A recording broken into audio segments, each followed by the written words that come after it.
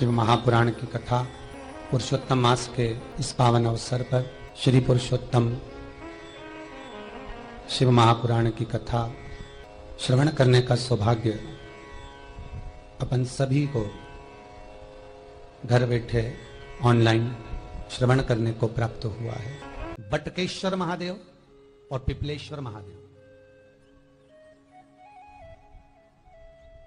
पिपलेश्वर महादेव जिस जगह पर दधीची ऋषि की धर्म पत्नी सुवार्च के सम्मुख में दधीची ऋषि के प्राण देवता ले लेते हैं, अस्थियों का कंकाल हो जाते हैं दधीची बाबा। उनकी धर्म पत्नी रोती हुई अपने पेट पर पत्थर मारती है गर्भ को नष्ट करने के लिए। वहां शंकर भगवान प्रकट होते हैं पीपल के पेड़ के नीचे। शिव जी का नाम पिपलेश्वर महादेव हुआ। जो बालक पीपल के पेड़ के नीचे जन्मा उसका नाम पिपलाद हुआ। दो महादेव अपनी पुस्तिका में लिखकर रख लो, एक बटकेश्वर महादेव और एक पिपलेश्वर महादेव। अदालत में कोई कार्रवाई चल रही है, अदालत में कोई केस चल रहा है, अदालत में कोई बात चल रही है, नहीं जीत मिल रही, नहीं विजय मिल रही, हार गए, पेशियां लगा लगा कर एक बार बड़ के पेड़ के नीचे बालू मिट्टी का शिवलिंग बनाकर उसकी पूजन करो। पूजन अर्चना कर कर दही 3 चम्मच नाम लेकर चढ़ाओ जिसके साथ केस चल रहा है, और 3 चम्मच दही चढ़ाकर उस दही को उठा लो और रुमाल पर उसके छापे लगा लो, सफेद रुमाल पर। भगवान शंकर की पूजा अर्चना कर कर जल में विसर्जन कर दो बटकेश्वर महादेव का नाम लेकर, और उस रुमाल को घड़ी बनाकर रख लो। अगली पेशी जब हो उसको साथ लेकर जाओ, केस जल्दी निपटेगा, विजय प्राप्त होगी। मात्र 3 सोमवार करिए बटकेश्वर का स्मरण। उसी तरह पिपलेश्वर महादेव, कितनी भी बड़ी जिंदगी में रोग हो, चाहे कैंसर जैसा हो, लीवर हो, किडनी हो, कितना भी बड़ा रोग हो, भगवान पिपलेश्वर महादेव का स्मरण करिए। पीपल के पेड़ के नीचे शंकर भगवान के शिवलिंग का निर्माण कर कर उसकी पूजन अर्चना करिए, उस पर शहद चढ़ाइए। पीपल का वृक्ष, आंवले का वृक्ष, शमी का वृक्ष, बेलपत्र का वृक्ष, ये औषधि पूर्ण है महाराज। डॉक्टर ने कह दिया डायलिसिस कराना जरूरी है, तो एक बार इस शिव महापुराण का उपाय जरूर करना। डायलिसिस कराने से पहले 5 छोटे छोटे पीपल के पत्ते लेना, शंकर जी का शिवलिंग का निर्माण पीपल के पेड़ के नीचे करना, मट्टी का पार्थिव शिवलिंग निर्माण कर कर उसकी पूजन कर कर बेलपत्री 5 चढ़ाकर 5 पीपल के पत्ते, 5 शमी के पत्ते शंकर पर चढ़ा देना। आरती पूजन करना, शमी का पत्ता बेलपत्र छोड़कर 5 पीपल के पत्ते उठा लेना।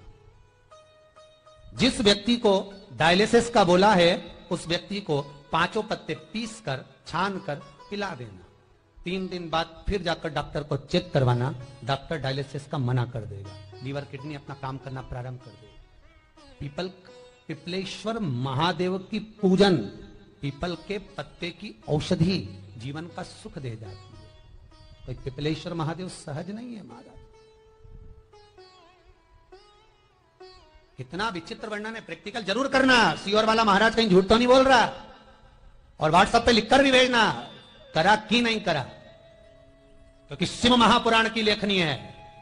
वेद व्यास जी महाराज वर्णन करे, गलत नहीं कर सकते। किसी को बहुत खून निकल रहा है, बहुत एक्सीडेंट हो गया, खून पर खून निकल रहा है, उसको अगर होश है और वो होश में है तो 5 पीपल के पत्ते किसी भी वृक्ष के तोड़कर पिपलेश्वर महादेव का नाम लगकर उसको खिला दो चबा चबा कर, उसी समय खून निकलना बंद हो जाए, रक्त बंद। पिपलेश्वर महादेव का मात्र स्मरण ही सुख दे जाता है, आनंद की अनुभूति करा देता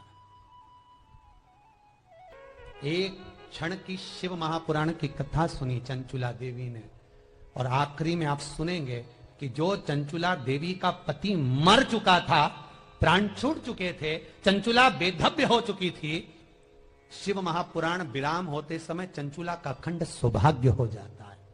शिव पुराण कुंवारी कन्या श्रवण करे तो उत्तम वर प्राप्त होता है। शिव महापुराण बेधव्य नारी, विधवा नारी श्रवण करे तो अगला जन्म बेधव्य होकर नहीं जाती, अखंड सौभाग्य लेकर जाती है। सुहागवती नारी शिव महापुराण की कथा श्रवण करती है तो वह अखंड सौभाग्य लेकर जाती है। कोई पुरुष शिव महापुराण की कथा श्रवण करता है, उत्तम फल को प्राप्त करता है। मनवांचित फल की कामना को देने वाली ये 24,000 श्लोक की 7 खंड 12 स्कंद की शिव महापुराण सुख देने वाली है। जब तक शिव कृपा ना करे एक कदम भी हम चल नहीं सकते।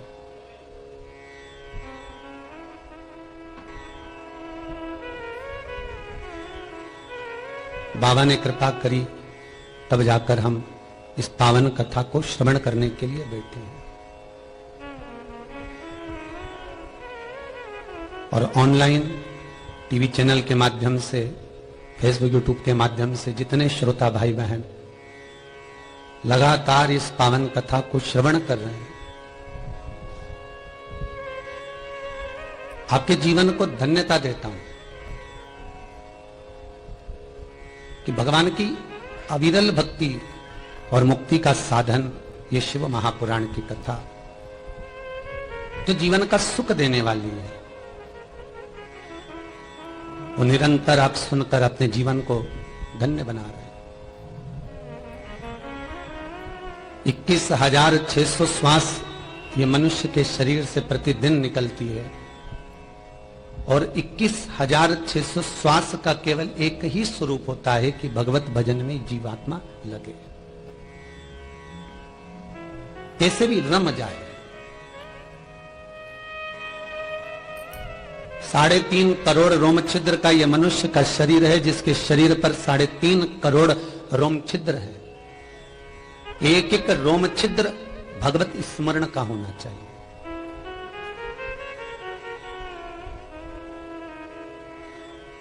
वेदव्यास जी महाराज जब श्री पाराशर बाबा के पास में पहुंचकर भगवान की अविरल भक्ति को प्राप्त करने की कथा का रसतत्व ग्रहण करते हैं, तो केवल उनकी चित्त वृत्ति में यही रहता है कि हम किसको भजें, हम किसका स्मरण करें, हम किसका नाम जाप करें, हम किसको भजें।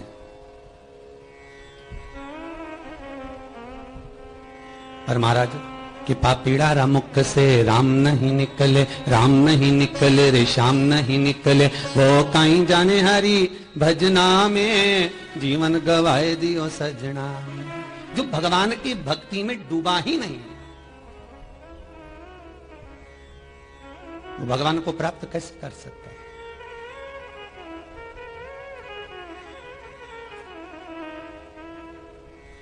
24,000 श्लोक की ये शिव महापुराण की कथा केवल भगवान की अविरल भक्ति और मुक्ति के साधन को प्रशस्त करती है।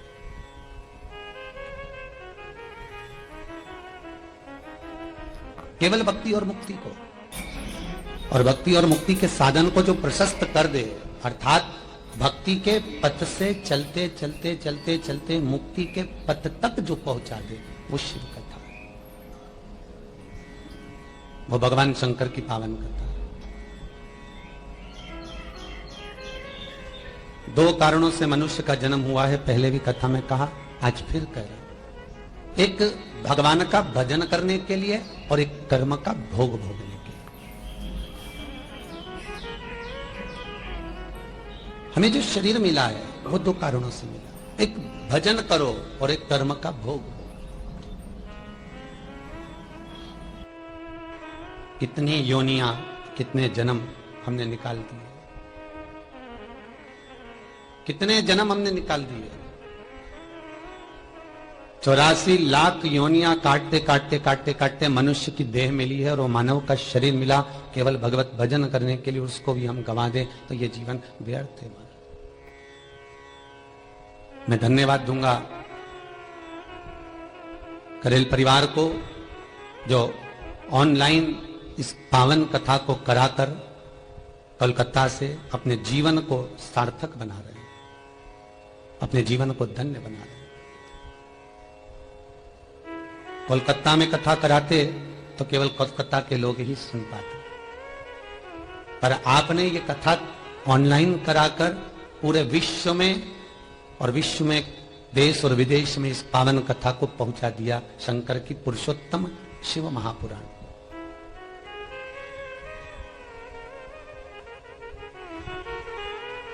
ब्रह्मा, विष्णु और शिव,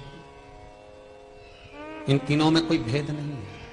इसलिए शंकर भगवान के शिवलिंग पर जो जल चढ़ता है उसमें 3 टेकियां होती, उसके ऊपर एक कलश रखा होता है, कलश में से बूंद बूंद पानी नीचे गिरता है। ब्रह्मा, विष्णु और महेश, जो बूंद बूंद पानी जमीन पर अर्थात भगवान शिव के ऊपर गिर रहा है, वो ये दर्शाता है कि ब्रह्मा, विष्णु और महेश हम तीनों एक है, हमें कोई भेद नहीं है। एक बार ब्रह्मा जी के मन में यह भेद आ गया था कि भगवान विष्णु बड़े हैं कि भगवान शिव बड़े हैं। एक बार भगवान विष्णु के गण और भगवान शंकर के गण दोनों में भेद हो गया था कि शिव बड़े कि भगवान विष्णु बड़े।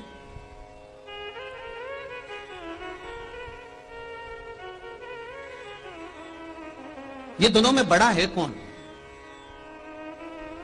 नारायण को बड़ा मान ले कि भगवान शिव को बड़ा मान ले? ये भगवान विष्णु के पार्षद भी कह रहे हैं कि भगवान विष्णु बड़े हैं और भगवान शिव के गण कह रहे हैं शंकर बड़े हैं। आखिर दोनों बड़े कौन?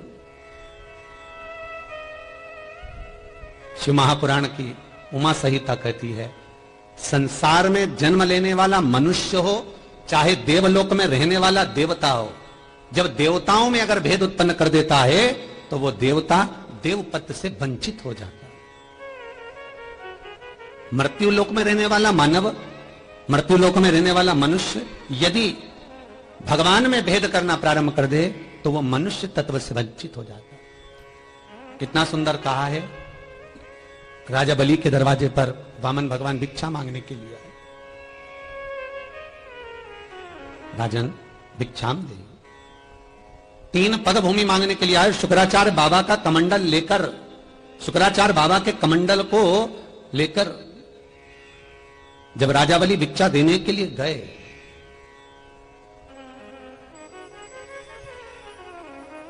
मात्र कमंडल को लेकर, और राजा बलि के सामने शुक्राचार्य जी कहते हैं तुम कमंडल लेकर कहां जा रहे हो? दरवाजे पर कोई भिक्षा मांगने आया है, ब्राह्मण का बालक है।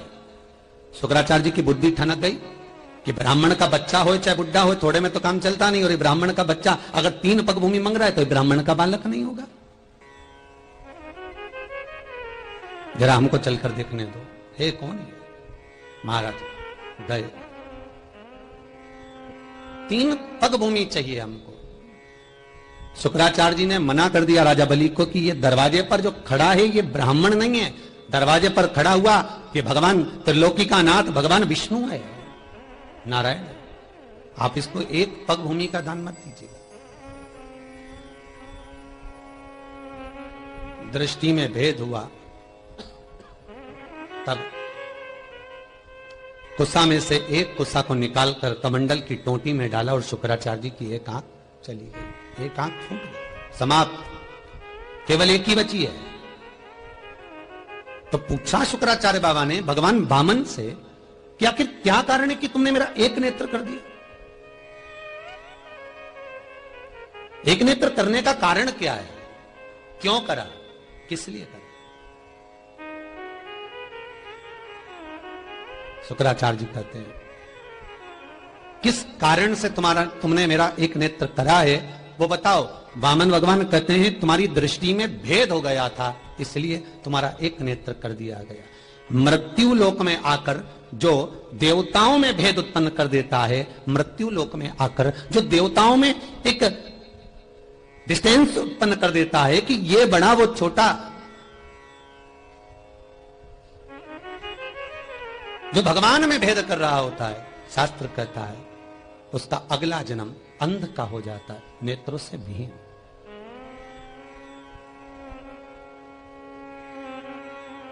भगवान ब्रह्मा ने भी भेद उत्पन्न करा था, शिव बड़े कि विष्णु बड़े? भगवान विष्णु,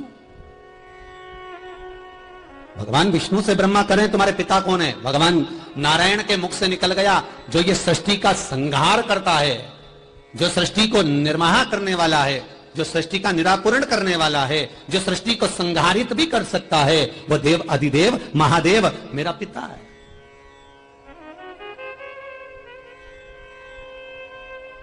भगवान ब्रह्मा ने कहा कि मैं तो नहीं जान सकता कि आपके पिता भगवान शिव हो, शंकर।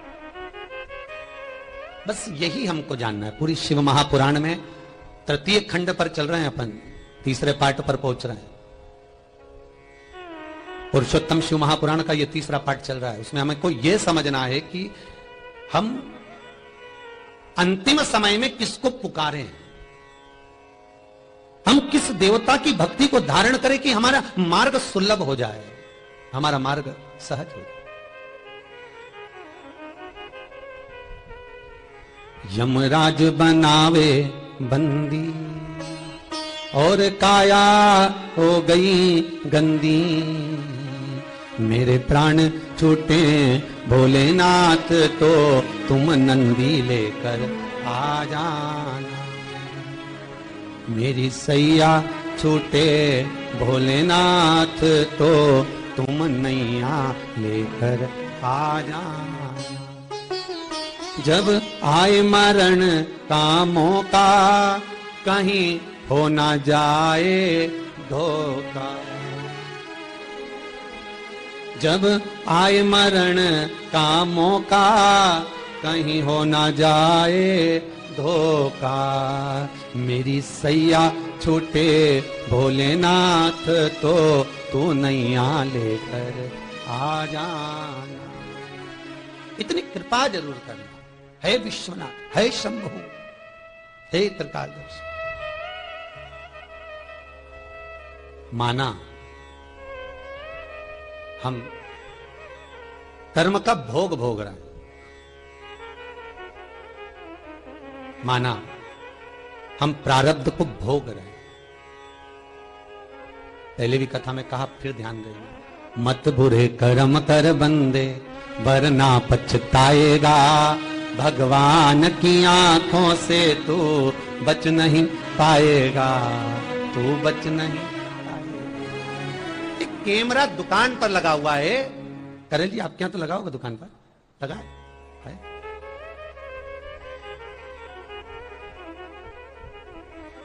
वहां लिखा रहता है आप कैमरे की निगाह में हो। जितने व्यापारी आते होंगे ना दुकान पर, जितने ग्राहक आते होंगे, बड़े सावधान रहते होंगे। कैमरा लगा हुआ, एक कैमरा भगवान जन्म के समय पर रख देता। जिस समय आप माता के गर्भ में पहुंचे, गरुड़ पुराण का तीसरा अंश कहता है कि माता के गर्भ में पहुंचकर मात्र 3 महीने पूर्ण होते हैं और भगवान एक ऐसा कैमरा चित्तवृत्ति का, ईश्वर की दृष्टि का आपके पास रख देता है कि जन्म से लेकर जब तक व्यक्ति के प्राण छूटते हैं 21,600 श्वास जो प्रतिदिन निकल रही होती है, वो श्वास जब निकलना बंद होती है तब तक वो कैमरा हमारे भीतर फिट रहता है। भगवान की निगाह में हम रहते हैं। तुम सारी दुनिया से छुपा सकते हो कि कितना कमा रहे हो, तुम सारी दुनिया से छुपा सकते हो कि तुम कितना पाप कर रहे हो, तुम सारी दुनिया से छुपा सकते हो कि तुम पुण्य कितना कर रहे हो, तुम सारी दुनिया से छुपा सकते हो कि तुमने भोजन कितना करा, तुम सारी दुनिया से छुपा सकते हो कि तुमने कर्म क्या करा। पर उस ईश्वर को मालूम है कि कितना पाप, कितना पुण्य, कितना सत्कर्म, कितना भजन, कितना कीर्तन, कितना नाम जाप, कितना स्मरण हमने अपनी जिंदगी में करा। 21,600 श्वास जो मनुष्य के शरीर से निकल रही है, इस एक एक श्वास का हिसाब ऊपर जाते से लेगा। ऊपर जाते ही, जैसे आपने बच्चे को 100 रुपए दिया, जा सरफ की थैली लेकर आ, बिस्कुट का पुड़ा लेकर आ। बच्चा गया, 25 रुपए की सरफ की थैली लाया, 5 रुपए का बिस्कुट का पुड़ा लाया। मम्मी ने पूछा, क्यों रे कितने का लाया? मम्मी इतने रुपए बचे। जब तुम अपने बच्चे से 100 रुपए का हिसाब ले सकते हो तो वो भी तो 100 साल का हिसाब लेगा कि नीचे जाकर करा क्या था, कितनी श्वासों को कहां गवाया, भजन कितना करा, स्मरण कितना करा, कीर्तन कितना करा, नाम जाप कितना करा। माता के गर्भ से जब पैदा हुए थे, दोनों मुष्टिकाएं बंद थी, प्रतिज्ञा करी थी भीतर कि मैं भजन करूंगा, भजन करूंगा, भजन करूंगा, जन्म लेते सी भोजन करूंगा, भोजन करूंगा। भगवान भी तो कहेगा करा क्या, क्या करा? नीचे गया था, क्या किया? फिर रोएगा, तड़पेगा, बिलखेगा, भोग भोग होगा। कि प्रारब्ध का मिल रहा, सुख मिला तो प्रारब्ध से मिला, दुख मिला तो प्रारब्ध से। हमें जो मिल रहा है हमारा, वो हमारे कर्म के अनुसार। प्रारब्ध के भी 3 क्रम है महाराज। शिव महापुराण में लिखा है प्रारब्ध के 3 कर्म है। पहला 3 क्रम प्रारब्ध के बताए। पहला है मंद प्रारब्ध, दूसरा तीव्र प्रारब्ध और तीसरा तीव्रतम प्रारब्ध।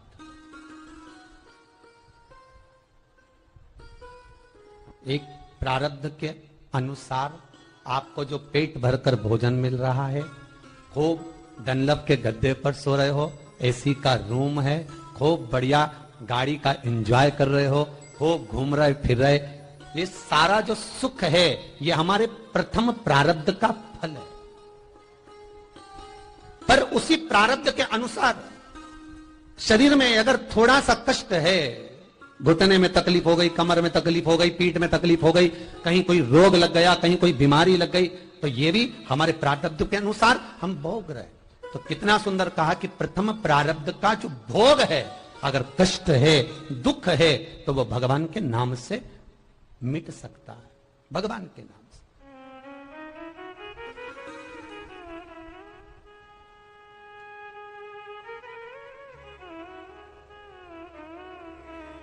ये भगवान के नाम से मिल सकता। प्रथम प्रारब्ध, सुख दुख का फल हमें मिल सकता। दूसरा जो प्रारब्ध है वो तीव्र प्रारब्ध है।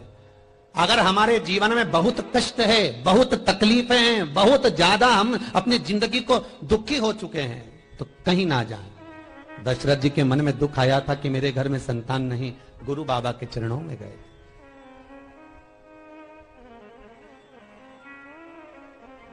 नंद बाबा के जीवन में थोड़ी सी दुख आया कि संतान नहीं, गुरु बाबा के चरणों में गए, गर्गाचार्य बाबा से निवेदन। जीवन में अगर थोड़ी सी तकलीफें आए, दुख आए, कष्ट आए, तो सदगुरु या संत की शरण में जाकर बैठ जाओ,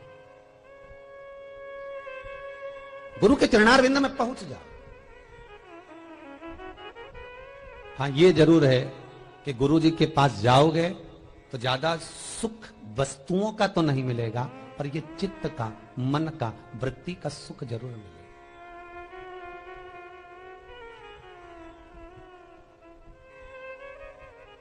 करेल जी लॉकडाउन के बाद में पहले जजमान हैं आप, जो कोलकाता से यहां कथा करवाने के लिए आए। पहले जजमान, इनको दिखाना जरूर भाई टीवी को, पहले जजमान है ये।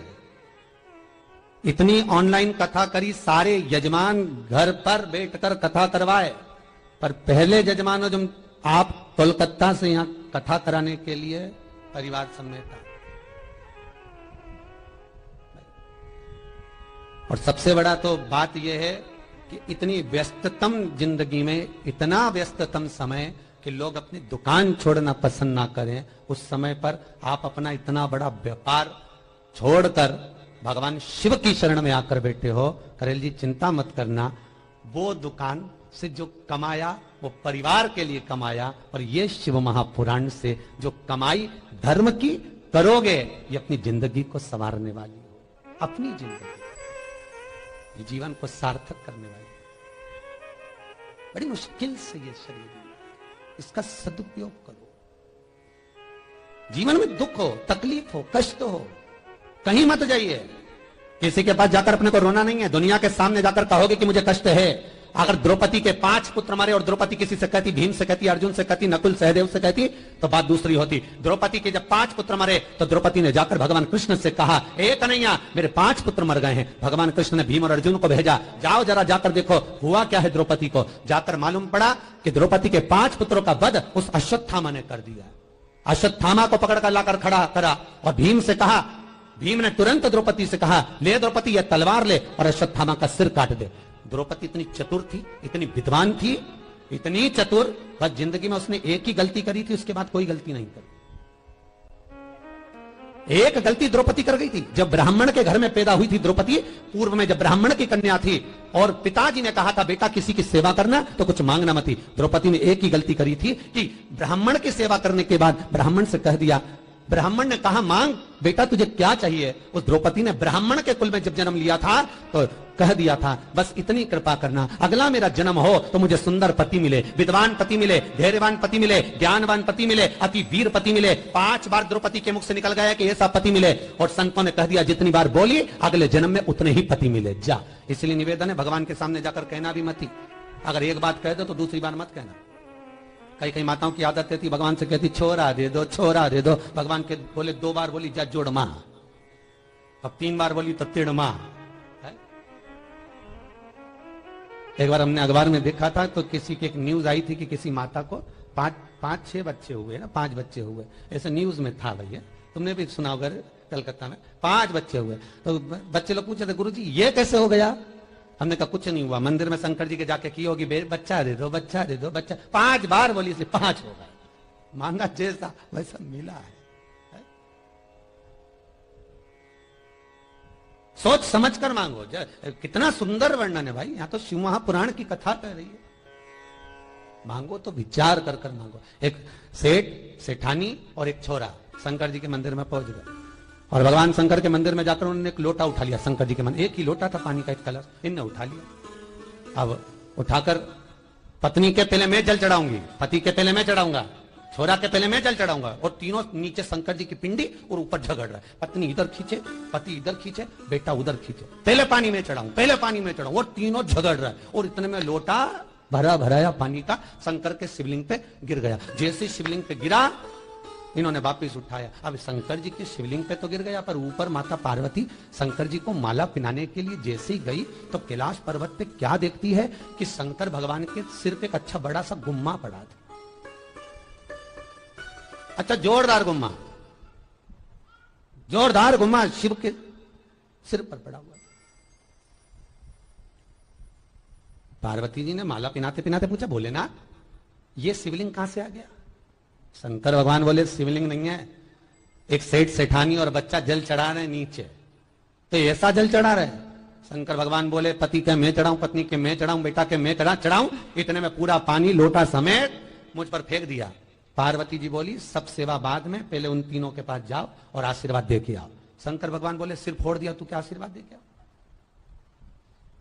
उन्होंने सिर फोड़ दिया और तू कह रही आशीर्वाद दे के आओ? पार्वती जी बोली ऐसे भगत दुनिया में बहुत कम मिलते हैं, जाओ जरा, अभी तो सिर ही फोड़ा है, एक आध बार और दम के मार दिया तो हो गया कल्याण सीताराम। जाओ आशीर्वाद दे दो, आशीर्वाद दे दोगे तो अगली बार नहीं आएंगे, इनका पीछा छुड़ाओ, एक बार देखे। तुरंत भगवान भोलेनाथ प्रकट हो गए। मांग तुझे क्या चाहिए?